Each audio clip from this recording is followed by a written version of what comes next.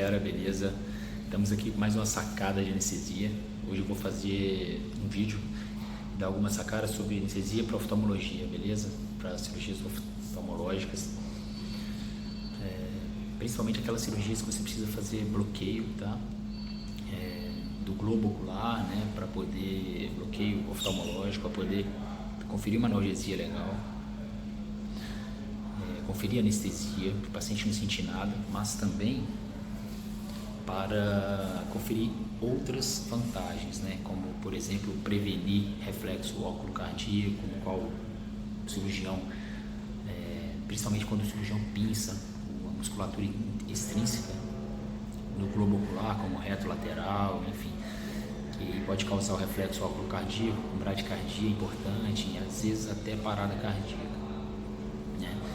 Outra coisa, uma coisa legal também, se você fizer um bom bloqueio, você consegue conferir bloqueio motor, tá? Então o paciente fica com o olho bem estático, isso dá mais segurança para o cirurgião poder operar. Principalmente em vitrectomias, tá? Isso acho que é legal você conferir um bloqueio motor, é importante. Mas antes disso, pessoal, toda cirurgia oftalmológica, assim, se você não entubar, né, é difícil você entubar um paciente para cirurgia de oftalmo, né, a não ser que seja uma cirurgia maior, às vezes um transplante de córnea que vai demorar mais. Normalmente você consegue conferir boa anestesia, né, fazer uma anestesia legal com sedação e bloqueio, ou só sedação e anestesia tópica para catarata, enfim. Mas a sedação é muito importante, e a sedação para oftalmo tem que ser uma sedação consciente, como eu já disse, no qual o paciente sabe que está cochilando, sabe que está dormindo, né? E na verdade não é que sabe que está cochilando, ele cochila, mas ele sabe que está no hospital, melhor dizendo, tá?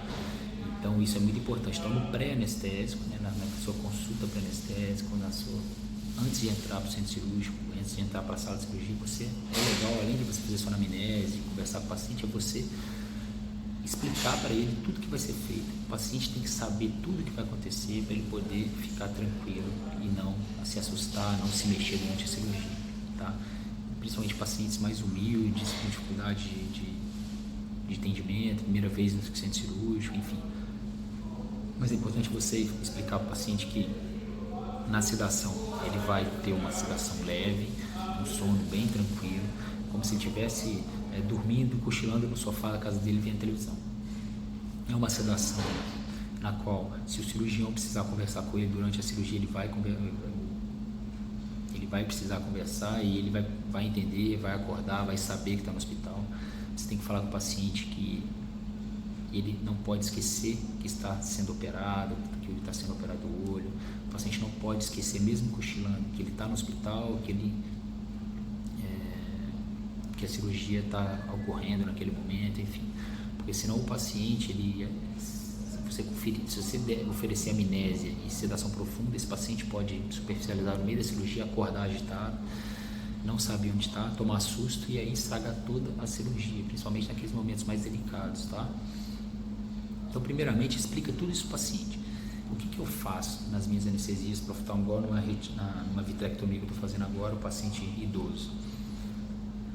Pego o acesso, monitorizo, pego o acesso. Antes disso, explico tudo para ele, igual eu falei com vocês agora, né? Que ele vai operar, que é indolor, que não vai doer, que eu vou fazer uma anestesia no olho, mas com ele já dormindo, que durante a cirurgia ele vai ter um sono bem leve, né? Que eu vou botar uma musiquinha para ele cochilar, enfim. E aí, durante a cirurgia, ele não vai sentir nada no olho, mas ele vai estar com um sono leve, a ponto de, se o cirurgião ou eu precisar chamar ele e conversar com ele, ele vai responder tranquilo. E sobre hipótese alguma, né? Ele não pode mexer. Se ele precisar mexer ou fazer alguma coisa, ele vai avisar antes, tá?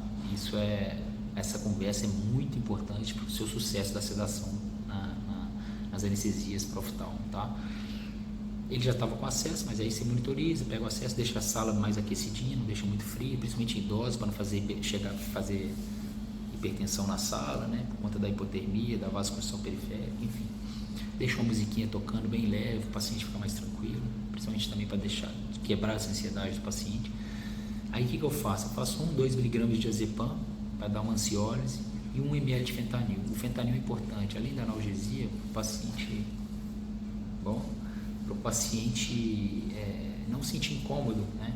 Na hora de estar deitado na cama, fica aquela sensação de de querer mexer, né, para se ajustar, né, na posição.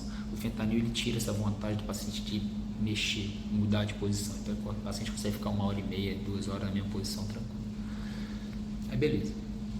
Aí eu vou preparar a minha solução. Geralmente eu faço meio ml de, uma seringa de 10 com agulha preta, tá pessoal? O bloqueio eu faço metade se não tem hialuronidase, geralmente não tem, é difícil de achar. Eu faço 5 ml de bupivacaína 0,5% sem vaso, com 5 ml de lidocaína a 2% sem vaso. E aí a solução fica bupi a 0,25 e lido a 1%, tá?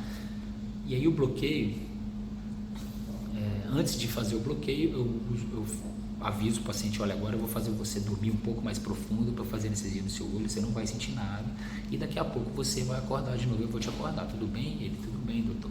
Aí eu vou lá e faço o Propofol titulado, né? Já deixo um catetezinho de oxigênio, ponho um microporezinho aqui no rosto, tá? E faço Propofol com lidocaína para não arder a veia do paciente, sei lá, 3, 5 ml para ele aprofundar. E eu fico conversando com o paciente. Quando ele para de conversar comigo, que é sinal de que está na hora de fazer o bloqueio. Deixo ele hiperstendido um pouquinho com oxigênio. Aí eu faço asepsia com iodo polvidine, tópico, e com gás e tudo. E aí eu faço o bloqueio. Eu faço o bloqueio aqui no quadrante inferior, têmporo inferior, né? Aí eu tento fazer retrobulbar, mas às vezes não consigo. Eu sempre palpo aqui a órbita, né, do paciente, o globo ocular, para ver o tamanho do globo ocular com relação à órbita. E o volume, quanto de volume eu faço? Renato, depende, sabe? Depende do tamanho da órbita, quanto a órbita do paciente vai tolerar de volume, né? Não posso fazer 8 ml para todo paciente. Tem paciente que tem um globo ocular grande, principalmente míopes, grandes míopes. Como é que eu vou fazer 10 ml? Eu vou fazer uma puta hipertensão intraocular nesse paciente, né? Vou fazer quimose, também o olho vai ficar bem duro, vai ser muito ruim para o paciente operar, para o cirurgião operar, principalmente pacientes com glaucoma, mas enfim. Aí eu injeto, tá? E deixo o olho bem aberto, tá? E vou sentindo o olho ser jogado para frente, né? Porque eu estou preenchendo com anestésico. Eu entro com a agulha reta e depois eu vou e faço uma angulação nela para a agulha ficar retrobulbar, né? Intraconal atrás do globo ocular, tá? Eu tento fazer isso, e aí eu vou injetando anestésico, e aí o globo ocular vai sendo preenchido e às vezes eu vou palpando contra o dedo para ver se o olho não está ficando muito duro, tá? Deu 7 ml, eu sempre guardo um pouquinho. Quando eu quero fazer bloqueio motor, eu complemento, tá? Então aí eu faço também, às vezes eu pego o caruncular aqui, ó, bem reto aqui também, ó, perpendicular 90 graus aqui a pele, eu injeto mais ou menos com meia agulha, meio comprimento da agulha preta, injeto uns 2 ml aqui caruncular, tá bom? E aí eu faço, geralmente, dependendo se a órbita tolera, desse paciente tolerou 10 ml, sem hialuronidase. Com hialuronidase, como você tem uma dispersão melhor, uma absorção melhor ali, geralmente você consegue volumes bem menores para fazer um bom bloqueio, mas enfim. Aí eu fiz, acho que eu fiz 9 ml, tá? Então eu fiz 7 ml aqui, 2 ml aqui. Comprimi o olho dele com o peso da minha própria mão, com a minha outra mão, fiquei aqui comprimindo alguns minutos, até o olho ficar molinho, porque aí você deixa o anestésico assentar, né? Tipo, dispersar legal, né? Ser absorvido, um pouco ser absorvido, e aí o olho vai ficando mais molinho, menos tenso, e aí eu libero para cirurgia, tá? Na verdade, enquanto eu estou fazendo isso, o paciente está superficializando o Propofol. E aí o paciente superficializa, aí eu falo, seu Milton, tudo bem? Lembra que eu falei que o senhor ia dormir para fazer anestesia no olho? Doutor, lembra que está no hospital, que vai operar? Lembro. Então, eu acabei de fazer aqui a medicação, você dormiu, aí eu anestesiei o olho, agora o seu olho está anestesiado, tá bom? Então agora você não vai mais sentir nada da cirurgia, tá bom? Agora eu vou fazer mais um remedinho só para você tirar um cochilinho bem gostoso, tá? Fica tranquilo que a cirurgia agora vai demorar mais ou menos 1 horinha, qualquer coisa você me chama, tá bom? Mas não pode esquecer que está no hospital, que está sendo operado. Tá bom, doutor. Aí fiz mais 1 miligrama de diazepam, ele tá lá cochilando, tranquilo. A cirurgia está sendo muito bem realizada, o cirurgião gostou do bloqueio, tá tudo ótimo. Chance dele agitar, de mexer, de saturar, zero, sem chance nenhuma, tá? Essa sedação consciente com o diazepam deixa a sedação muito mais equilibrada, o paciente não tem queda de base de língua, o paciente não agita, o paciente não faz reflexo de Bell, não fica mexendo o olho, estagno, nada disso, tá? O diazepam com fentanil para cirurgia oftalmológica é perfeito, galera. Renato, o diazepam ele tem meia vida mais longa, já disse várias vezes.